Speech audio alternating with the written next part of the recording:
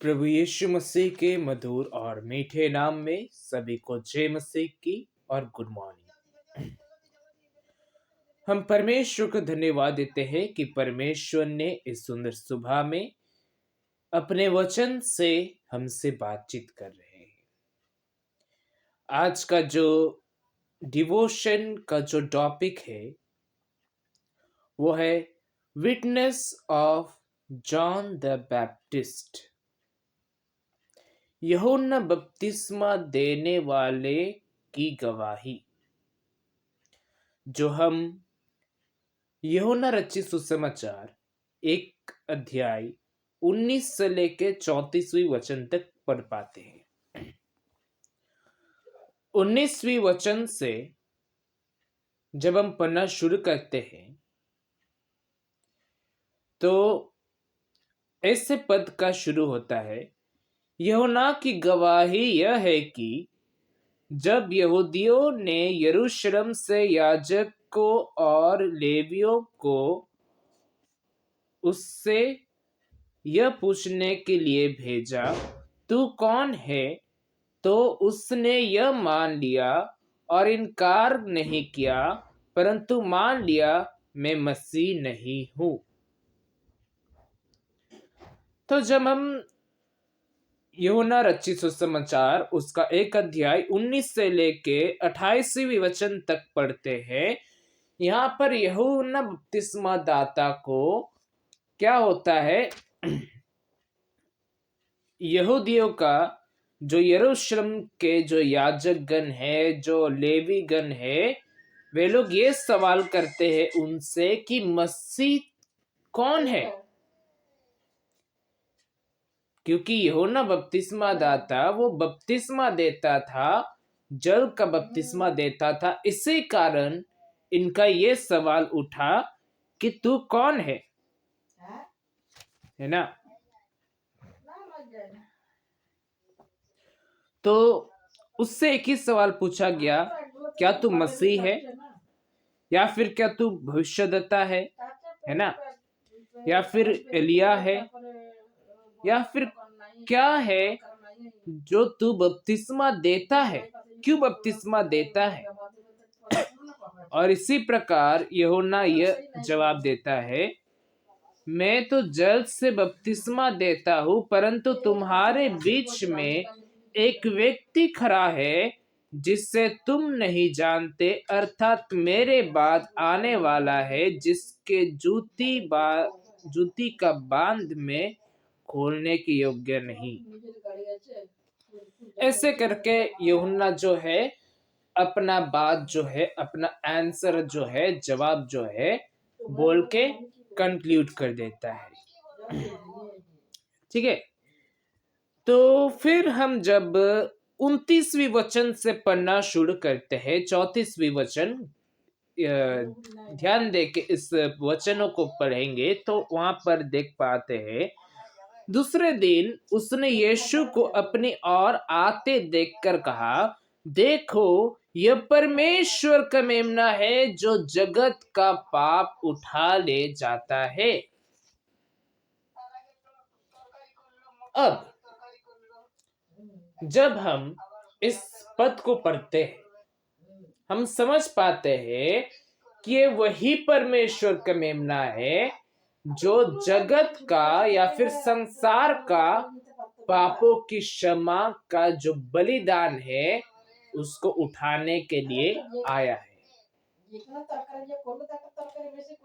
अब जब हम हिंदू शास्त्रों में देखते हैं, वेदाओं में देखते हैं, वहां पर हम एक प्रजापति, एक तितली के विषय में पाते हैं, जो कि एक तितली आएगी और वो लकड़ी के काट में अपना जीवन त्याग करेगी और उसी के लहू के द्वारा मनुष्य का पापों की क्षमा होने पाएगा। ठीक है, अब ऐसा कोई भी तितली नहीं है। हम देख पाएंगे तितली बहुत सुंदर होती है, कौन सा तितली ऐसा है जो आएगा फिर लकड़ी में अपना जीवन त्याग करेगा उसी के लहू के द्वारा, और अगर हम देखेंगे तितली का जो लहू है इतना कम होगा जो कि मनुष्य जो है बालू का समान अनगिनत जो व्यक्ति है उनके पापों की क्षमा कैसे होगा, है ना। और इसी प्रकार हम समझ पाते हैं कि वो प्रभु यीशु मसीह के विषय में वर्णन करता है। जब हम कुरान में पढ़ते हैं, है ना, कुरान में जब हम जाते हैं वहां पर प्रभु यीशु मसीह को नबी कहकर बुलाया गया है। नबी, भविष्यद्वक्ता। लेकिन उनके पुस्तक में अगर आप अंत में देखेंगे, आप अगर उनसे पूछोगे कि फिर अगर प्रभु यीशु मसीह नबी है तो न्याय के दिन में कौन मनुष्य का न्याय करेंगे, तो वो एक ही बात बोलेंगे, नबी यीशु मसीह, अर्थात वो परमेश्वर है।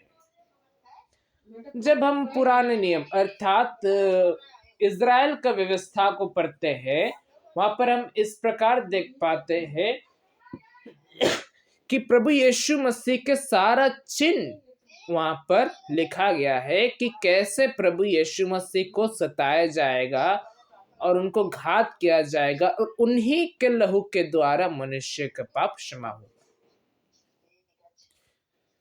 आगे जब हम पढ़ते हैं लिखा है, यह वही है जिसके विषय में मैंने कहा था, एक पुरुष मेरे पीछे आता है जो मुझसे श्रेष्ठ है क्योंकि वह मुझसे पहले था।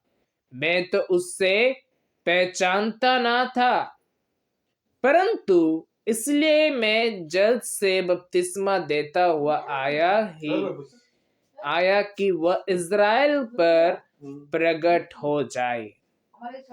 और फिर यूहन्ना जो है यह गवाही देता है कि मैंने आत्मा को कबूतर के समान आकाश से उतरते देखा है और वह उस पर ठहर गया।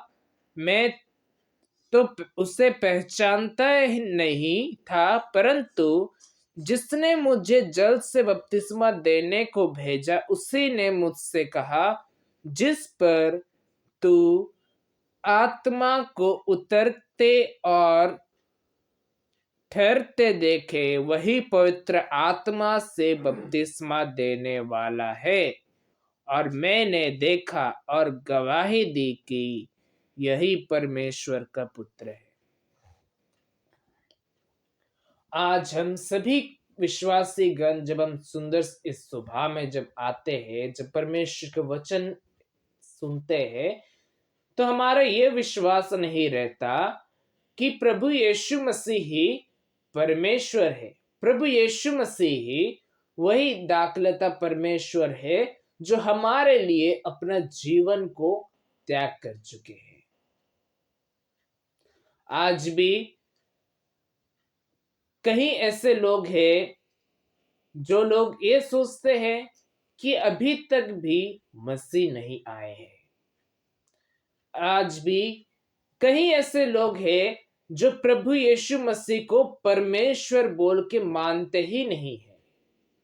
आज भी कहीं ऐसे लोग हैं जो ये नहीं कहते कि प्रभु यीशु मसीह मेरे पापों के लिए अपना जीवन त्याग किए हैं, है ना।